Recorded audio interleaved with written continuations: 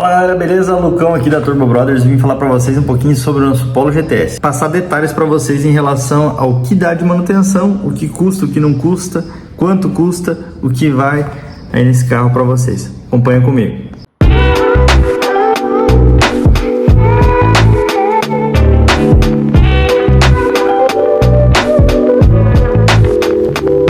O carro foi adquirido por mim com 26 mil quilômetros, né? É um carro 2020. Muito bem revisado, tudo mais. A gente fez sempre com revisões na concessionária. Na concessionária foi feito duas revisões, dos 30 e dos 40 mil quilômetros. Agora ele está atualmente com 56, né? As duas revisões estavam na garantia, então a gente fez a revisão direitinho para poder manter a garantia ali, trocado óleo, filtros e tudo mais, na faixa de R$600 mais ou menos a revisão na concessionária, tá? Então é um pouco mais caro na concessionária, mas você mantém a garantia e tal, tem alguns benefícios. Quando eu fiz a revisão dos 40, eu tive que trocar as pastilhas de freio e dar uma passagem no torno, né? Então a gente fez essa passagem do torno, custou R$900, todo esse serviço, né, da troca de pastilhas, mais essa passagem do torno fora a revisão. Então me custou aí na faixa de, na época, R$1.400 tudo a revisão para fazer. Enfim. Quando chegou em 50 mil quilômetros, eu não fiz na concessionária porque já tinha vencido minha garantia e tal. Eu tenho uma oficina de troca de óleos em Francisco Beltrão, que normalmente eu faço. Então é o mesmo óleo da concessionária, né? Tudo com nota fiscal, tudo direitinho. Sempre fiz, inclusive do Up, quando venceu a garantia, da mesma forma eu passei a fazer troca lá. Então foi bem mais barato. Eu gastei aí R$300 para fazer a troca do óleo e do filtro de óleo lá, né? O filtro de ar do motor eu não troco, porque eu tenho o filtro in box atualmente, então tem essa diferença aí que eu não preciso trocar, então, né, fica um pouco mais barato aí se fosse trocar também o filtro de ar, que deve custar na faixa de R$100 na concessionária. Então isso aí, a cada 10 mil quilômetros tem que se fazer, né? Troca de óleo, troca de filtros. E agora, aos 60 mil quilômetros, ele vai ter a troca da correia Poly V. Essa correia, ela é recomendada aos 60 mil, ou, se não me falha a memória, aos 5 anos de uso, né? Então, da mesma forma que o Up, a gente também fez essa troca. Eu não sei ainda exatamente o valor. Eu pesquisei alguma coisa, né, na internet para ver, porque o motor é muito semelhante ao do Up TSI, que era o meu, né? Então, eu troquei do Up e paguei na época R$1.500 para fazer a troca, fora a troca de óleo, troca de tudo mais lá que precisava, porque ela é uma correia que ela toca, é como se fosse a correia secundária, né? Então precisa ser trocada por questão de desgaste e tudo mais desse carro. Imagino que vai sair mais ou menos nessa faixa, então tem essa troca que a gente vai fazer em breve aí, né? Que é essa correia aí que é dos 60 mil quilômetros, que é recomendado pela concessionária. Vou fazer fora, não vou fazer na concessionária, mas vou seguir o padrão tudo direitinho, comprar as peças originais, tudo, né? Conforme tem que ser feito para fazer essa troca, né? E manter aí, é a correia de acessórios o nome disso aí, na verdade. 60 mil quilômetros, né? Porque ele tá com 56 agora. Tem mais um pouquinho para rodar.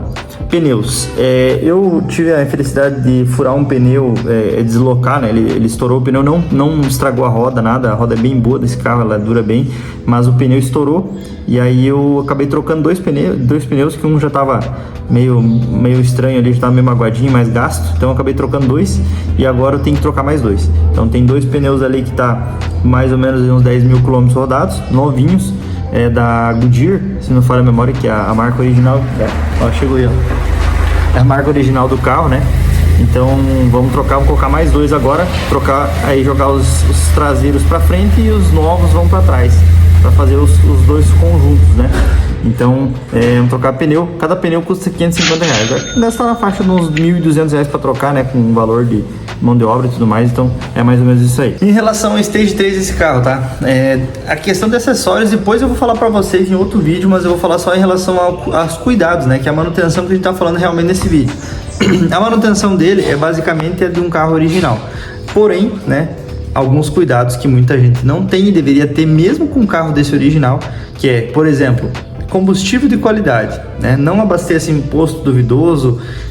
A injeção direta de todos os carros TSI tem uma questão que você precisa cuidar, né? Você não precisa, não pode abastecer em posto ruim, porque você pode condenar os bicos do teu carro, por exemplo, no primeiro abastecido, né? Uma situação que a injeção direta, para vocês entenderem, muita gente já sabe disso, né? Eu tô só replicando aqui a informação. mas os bicos eles são minúsculos, você passa o vapor do combustível ali, por ser injeção direta, ele injeta direto dentro da câmara de combustão.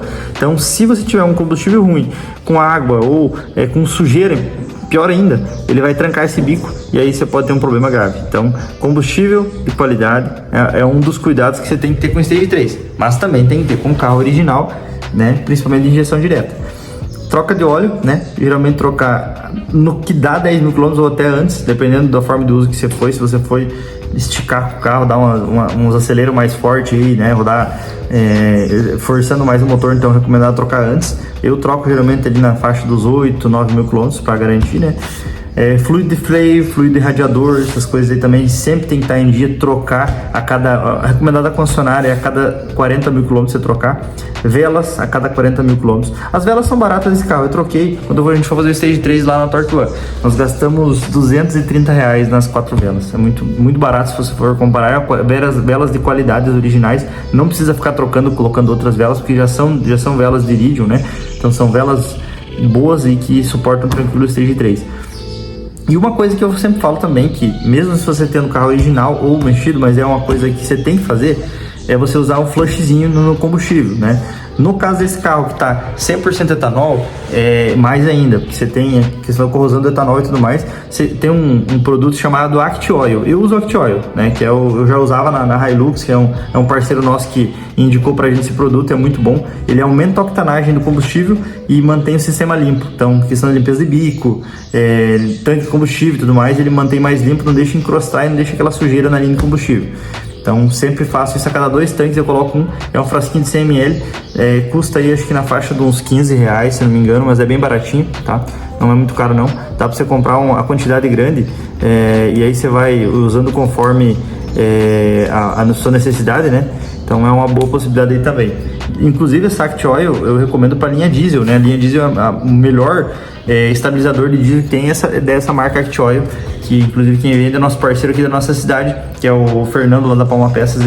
Ele tem esse produto aqui na região de Francisco Beltrão, tá? Pode falar comigo que eu levo se precisar. Mas ó, até procurei aqui e encontrei, ó, Act Oil aqui, ó, R$21, ó.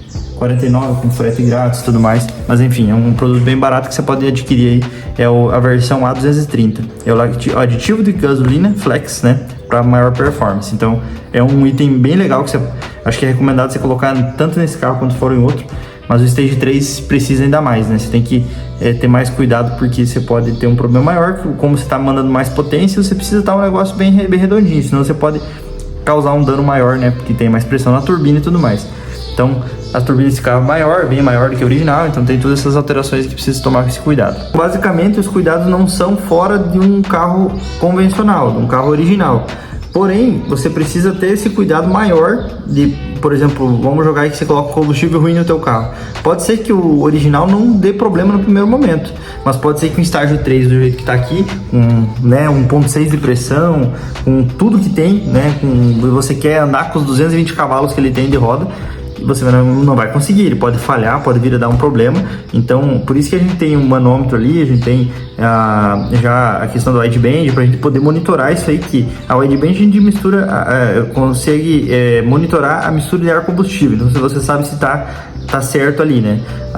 Tem também o ponto do carro, ali tem a mistura de etanol, se está 100% etanol, tem gasolina, né? Porque você pode rodar com gasolina nesse carro, porém você tem que rodar com uma alta taxa de etanol junto, não pode rodar só com gasolina, e também você precisa usar o flashzinho ali, né, que é esse aditivo do combustível, para você não ter um problema no carro, aumentar a octanagem dele, né? O ideal é etanol, então a gente tem acerto para etanol. Se você for rodar uma quilometragem longa, etanol, não adianta.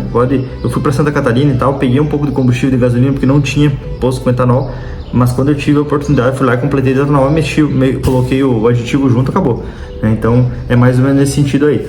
Cuidados extras além disso não tem, tá? Você tem que fluido de radiador, fluido de freio, por exemplo, cuidados normais no carro. Você tem que fazer trocar o fluido de radiador, por exemplo. Esse carro nunca foi de esquentar, subir acima de 100 graus.